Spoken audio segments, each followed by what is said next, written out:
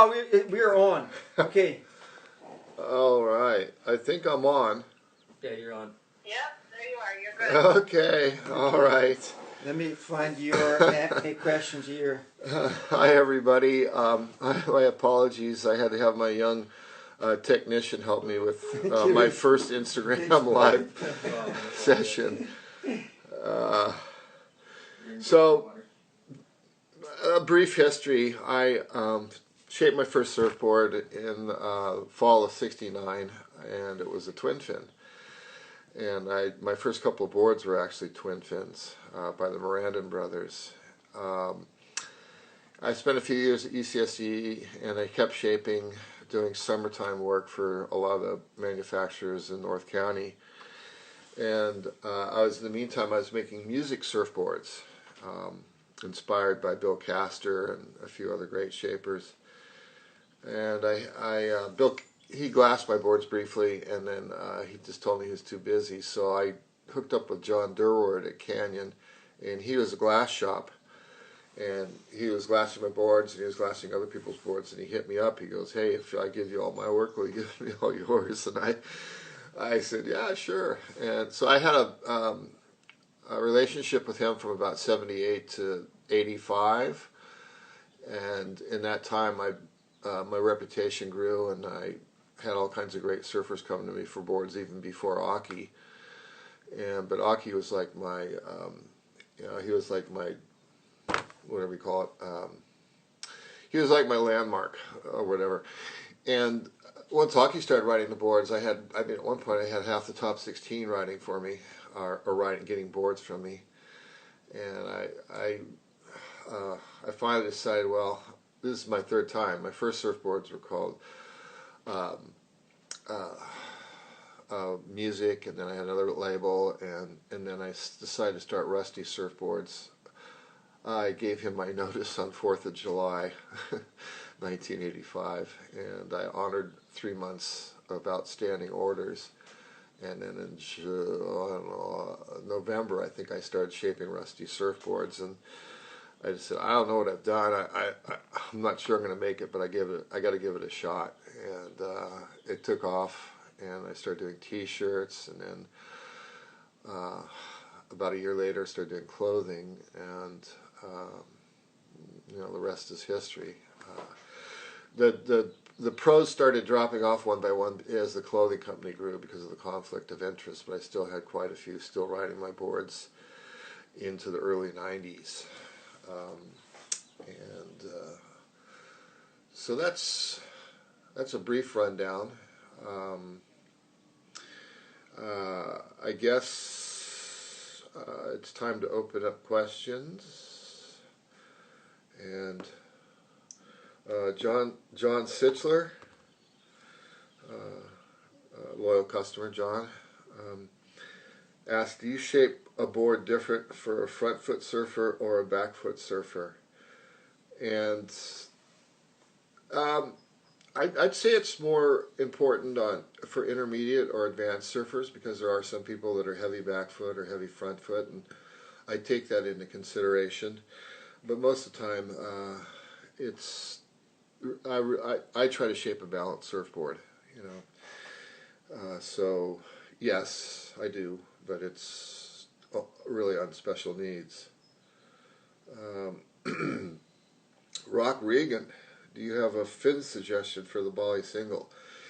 Yes. When I worked at GNS from 1971 to '74, I struck up a relationship with Skip Fry, and he was so into fins, and he taught me a lot, and I experimented with different layups. I mean, everybody was like riding 8-ounce fins because it took less layers and it was easier to make them, and I felt them stiff with terrible flex, and so I eventually ended up riding only 4-ounce layups. If I remember right, it's about 32 layers as opposed to like 10 or 12. And then I tried some G10, which is a composite material with about 50 layers, depending on the weight of the G10. But back to your question, I found roughly a 7.5-inch fin seem to work best in the Bali singles. A little smaller for shorter boards, a little bit bigger for bigger boards, but on average 7.5 inches. C.J. Rutherford, which board would be most similar to the old magic doors you used to make? I'm not sure which board you're referring to, but over the years I've built lots of kind of retro boards with modern twists, like the muffin top and the what's the other one that people still tend to order, Happy Shovel. Yeah. And when people ride them, they're psyched. And it's in the last couple of years, it's kind of become a real, kind of a trendy thing is kind of looking back at old boards. And I think for the average surfer, for average surf, it's actually a good idea. The fishes, the old school fishes are great. They tend to be a little bit tracky. I make my modern versions of fishes with a touch more tail rocker and a touch more V, and that seems to loosen them up a little bit. I still keep the entry nose rocker kind of low because that's part of the fun in a fish is how quick they paddle and how easy they catch waves. Next question.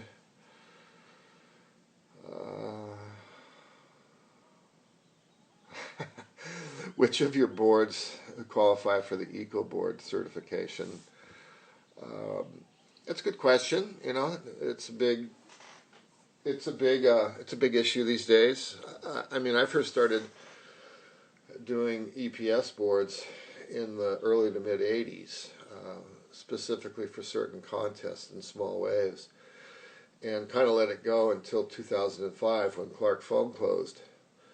And it was like December, 21st or something like that. We got a nice little fax from Gordon Clark saying I'm out of business. And I thought, well, Gordon's got kind of a sense of humor, but I'm not sure about this. So I later that day I got on the phone with Greg Lohr, who I knew from my early GNS days, and he had been building EPS epoxy boards nonstop, and got some great advice from him. And I figured getting polyurethane blanks was going to be pretty rough for a while, so I embraced the EPS technology. And in the early days, people, store owners eventually started calling back a month or two later and saying, hey, the boards are turning really yellow. And I said, oh. But over the years, better and better epoxy resins have evolved that are cosmetically, they're clear, they're white. And who designed the RDOT? That's a good one. Who designed the RDOT? Oh, I got. Well, I just want to finish up on the ecological deal. I tried, 15, 20 years ago, I tried vacuum bagging and I tried different foams. The XTR foam that's popular these days, a fellow from Peru came up, 15, 20 years ago. What was 20 years ago, What was his name? Pedro. Pedro. From Peru. Yeah, Pedro. Vasquez. Pedro Vasquez. He came up and showed me some blanks, and I was intrigued because, as it turned out, they're extruded styrofoam, which is basically waterproof. And it's been used here in the construction industry for decades, but it's all code marked blue. But he managed to source some that was white. And the biggest blank he could get was 7 foot. But we made quite a few of those. And but I'd say our most ecological board these days is probably the torsion spring. Either torsion or EPS. They're in both. Well, EPS and XPR, they're same chemical thing. Yeah. Polystyrene. Yeah. So. And I've been committed to epoxy for a long time, and I've been slowly trying to nudge our production more and more into epoxy because epoxy works great on polyurethane too. You get a better flex, you get a more durable board. Check some questions on the screen. Pretty. There was a guy asking for who designed the RDOT. That's a good one. Who designed the RDOT? Yeah. I could go on and on and on about that, but I did 97% of that. It just evolved from how I used to sign my name, R. Preisendorfer, because my name was so damn long. I figured at least I could shorten my first name, so I shortened it to R. And I did have a friend, Henry Hester, who worked at K-Pro, one of the original laptop companies. He helped me like blow it up and tweak it a little bit and everything. But yeah, the logo is basically mine. I have a history of the logo up on my wall in my office, and I'll try to post that in the next few days. What else? There's some questions making alternate. Which of your actually, what is the dozer designed for? The dozer is another one of those alternative type boards, shorter, flatter, wider, and it's basically designed for small waves, but it'll work up into slightly bigger surf too. And it's been a very popular design. We've had that in the line for about 12 years. What modern day shape did Rusty innovate? That's a great question, because there's a lot of shapers that claim, but if you go back in time, pretty much almost everything has been touched on by one shaper or another. And like the tri-fin, I'm sure there was longboard tri-fins. I don't know, I heard Carl Ekstrom experimented with them. Or Asymmetricals? Yeah, and asymmetricals. My first board was an asymmetrical. It was a 9.3 Carl Ekstrom, 1966 or 7. But I think the one thing that I think people who have been around for a while remember is at the beginning of the tri-fin era, the tri-fins were all very dome decks with the dome running all the way off the tail. And I was getting pressure from my team riders to go thinner and thinner, and I was so scared of running out of volume, I started to flatten the decks. And I wasn't the first one to do flat decks. In fact, there was a whole Brewer school of thinking with pretty flat decks. But I'd say I was one of the early shapers to apply it to tri-fins. And I mean, even Simon has given me credit for the flat, thin tails with boxy rails. I'm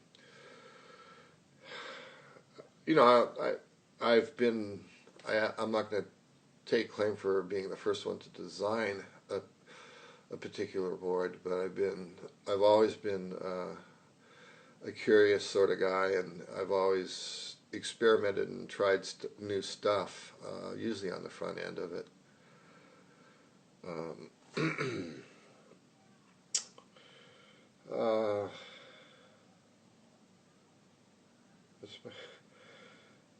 What's my favorite thing about shaping?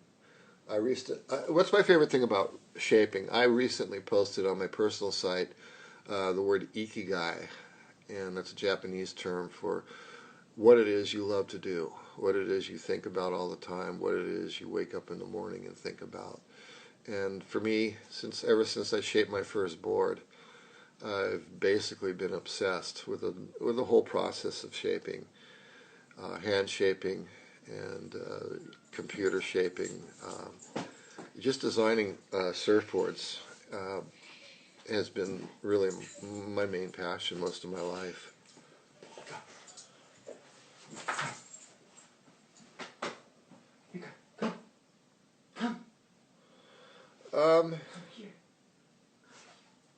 Question here about a Dwart. What? I've got a Rusty Dwart. She's extremely fast. What about the concave and also the curve on the deck?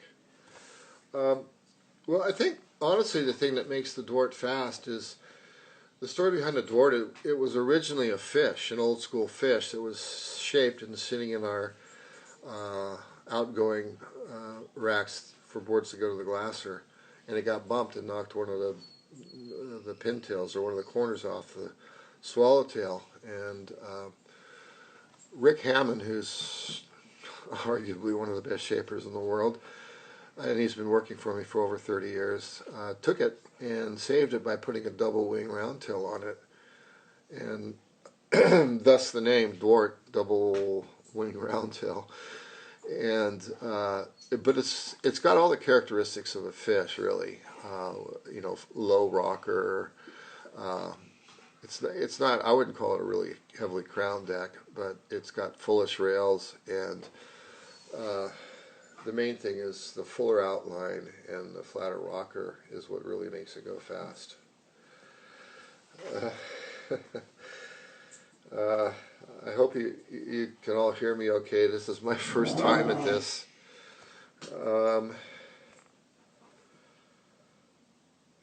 What is it? Let's see. What's your favorite? My favorite wave? Gosh. There's several waves in Indonesia. I've been fortunate that I've been able to travel a lot because, it's part of my business. And I've been to Fiji countless times since the mid-'80s. And I thought for a long time restaurants was my favorite wave. But there are some lefts in Indo that,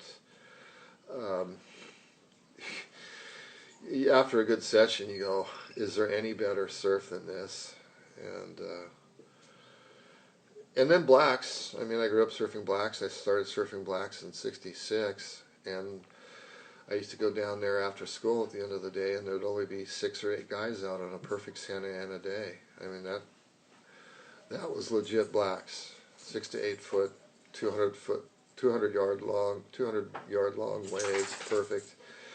And to any of you who can still get a taste of that on the odd day, I think you'll appreciate it.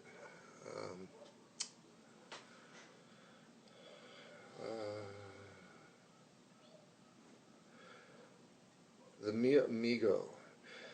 Is the Mi Amigo a great all-around shortboard?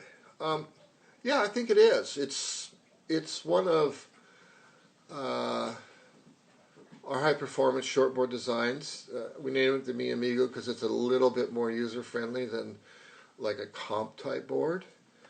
A little bit wider tail, a little bit fuller rail, especially in the tail, thicker tail block. And the Mi Amigo, we still get orders for it. We get a lot of orders for the Model 8 and the Yes Thanks and what other shortboards do we? Sister Brother. Sister Brother, we still get orders, a lot of orders for. And there's people showing interest in the newer, I say newer, the flat deck boards, which is kind of revisiting what I kind of built my name on in the early 80s. We have the Blade, the Shiv, and the 419 Fish. And, once you get your head around the flat deck, I think most people really enjoy the feeling of being a little bit more on top of the water and a little bit freer board.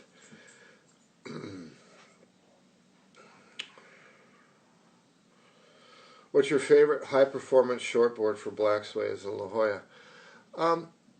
Any of our performance shortboards would work there. But specifically, like the Blackbird is designed for blacks, and Slayer 2, the kind of step-up boards. And kind of a weird story here. I started making myself Moby fishes 15, 20 years ago. And they're big boy fishes, 7, 6, 8 foot longer. And I went down the Blacks one day, and it was the only board I had in the back of my truck, and I was thinking, it's 2 or 3 foot, but it ended up being 4 to 6 foot. And I was amazed at how well the board worked. It held its line, it held its rail. It went so fast I never felt like there was a top end. And in recent years, some of the younger surfers, much smaller than me, the good surfers in La Jolla, have discovered, like their dads have the Moby fish, and they've ridden them out at some days at Big Dunamere and Some of the other big wave spots in Lohan, they freaked and they ordered their own versions. And I go, well, you want it smaller, thinner, narrow? And they go, no, I want it just like my dad's board. So, why is the Dwarf such an amazing board to ride? I'm still dreaming of my last Rusty. The Dwarf, I'm assuming you mean the Dwarf, and I touched on it a minute ago. It's really a fish board, but by putting the double wing round tail on it, we found that it's easier to break your line and come up the face and do sharper turns, which has always been a problem with traditional fish.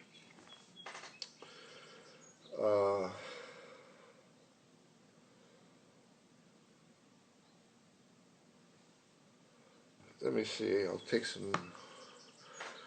Talk your teen, best ever. Well, for years, especially as a clothing company grew, we had the money to, we were kind of forced into paying full coverage for team riders. In the early days, before my clothing company took off, guys, I think in 85, 86, 87, there's numerous covers on Surfer and Surfing magazine of Jeff Booth, who rode for Quicksilver. I don't know, many other surfers that rode for, Aki for Billabong and so forth. Sean with Instinct, and so I got all of that publicity, and the clothing company grew, so we were able to have our guys 100%. So we were able to start building the team again. Because of the pros that were getting boards from me, basically all got an edict from their bosses that they couldn't ride my boards anymore, or they're off the team, which was really a bummer. But I think our first 100% team rider was Kalani Robb, and it grew from there. And we always, because our roots are surfboards, we've always had a pretty strong surf team. Bring back the Denny sticker. You never know. It might come back.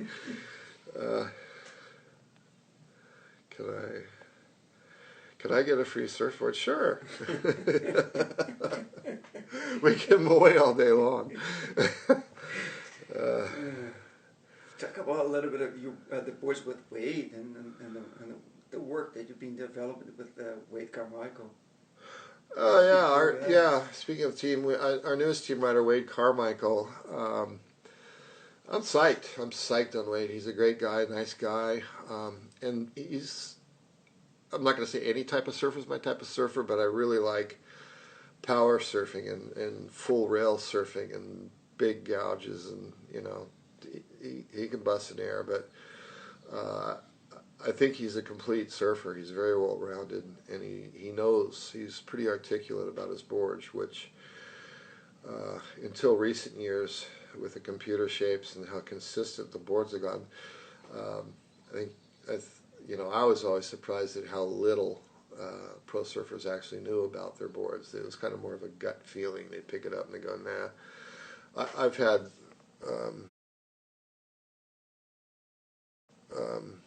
not to throw anyone under the bus, but I've had guys that have ridden for me for years, and I make them all kinds of boards, and I go, how'd that board go? And they went, eh.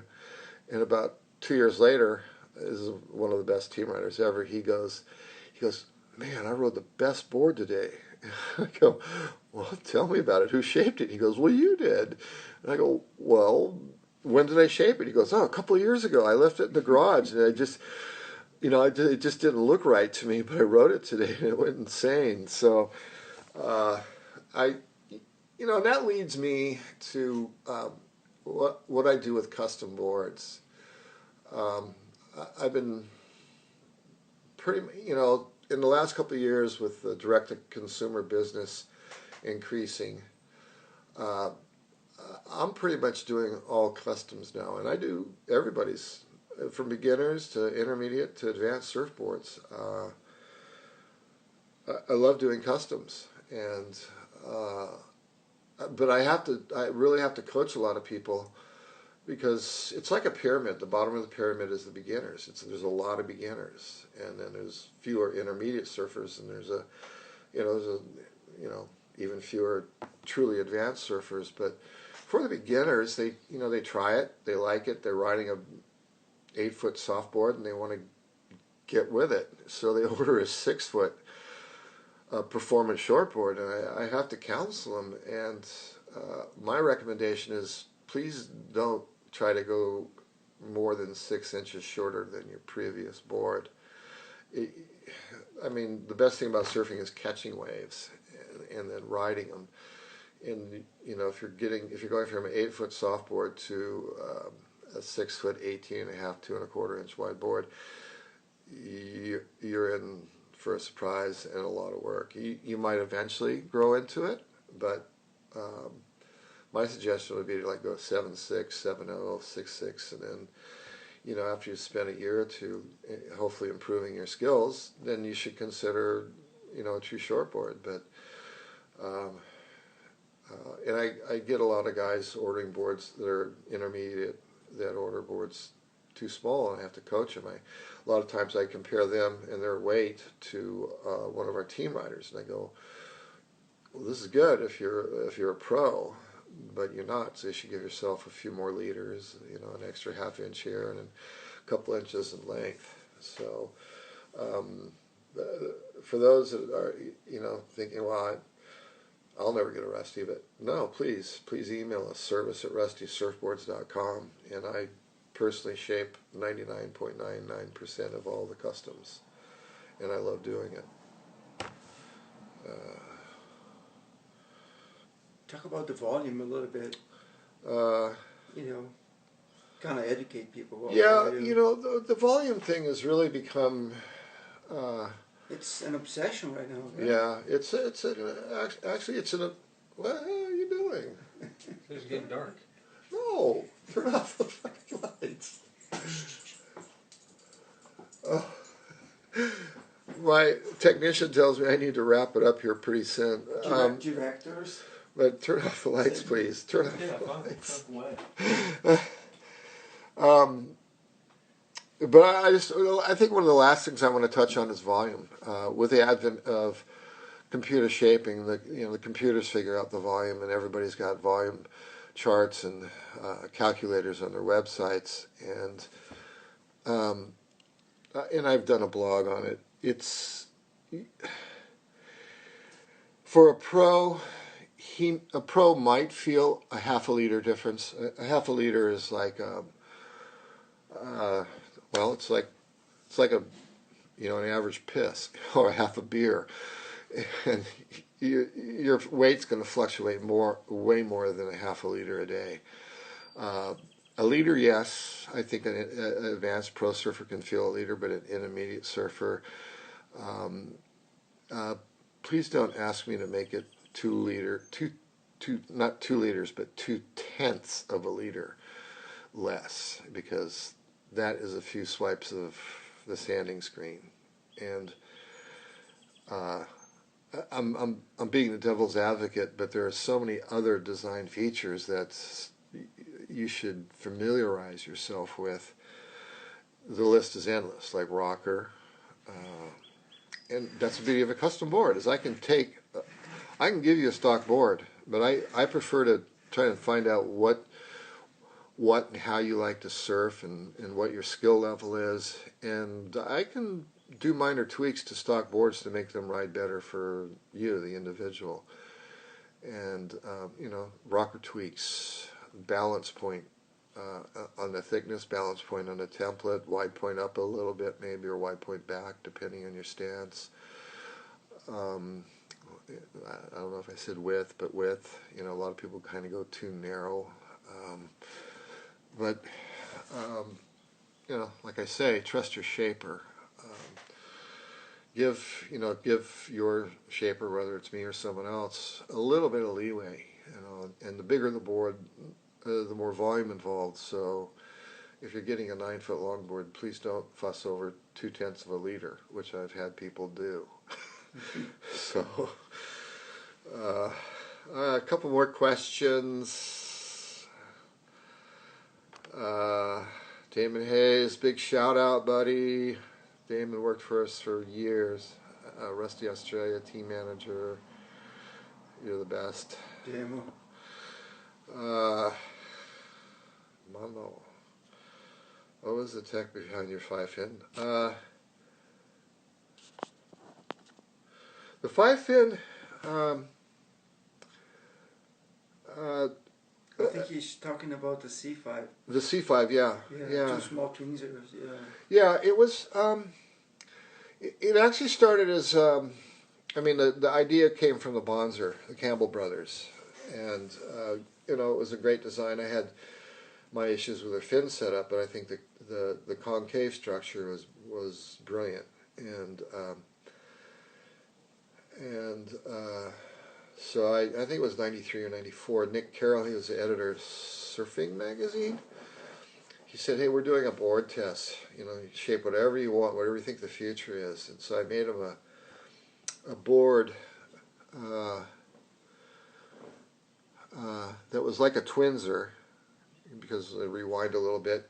Martin Potter wrote a Twinser to the world title, or Twin Fin and a Twinser by Will Jobson. And I worked with Will for a while, had a license agreement with him. So we were building Twinsers and people loved them. But with Nick, I tried a 4-channel board with a Twinser fin setup, but a small fin in the back. And he liked it. And so I pursued it. And so that's where the C5 came from. And we actually had a contest at Trestles in the mid or late 90s, the C5 challenge, and then the next year we had an anything but 3 fin challenge at Trestles. Somebody else wants a free board? Yeah, sure.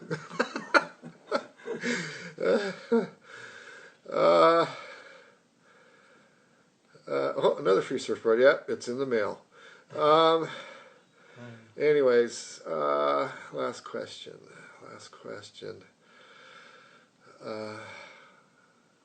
Cancel. You click on something. Just cancel. Yeah.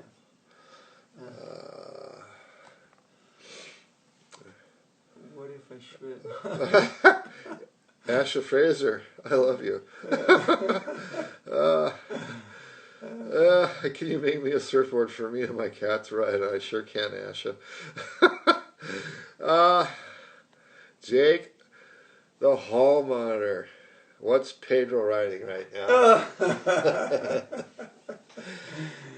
The board we've been working with Wade Carmichael. Oh my dimensions, of course, because Wade's bigger than me. He might be bigger than you, Jake. Yeah. All the best to you, Jake, and all the best to all of you that tuned in tonight. And this is my first time, as I said, and I really enjoyed it, and look forward to catching up with you guys next Tuesday. Take care, and be safe, and stay healthy. Bye.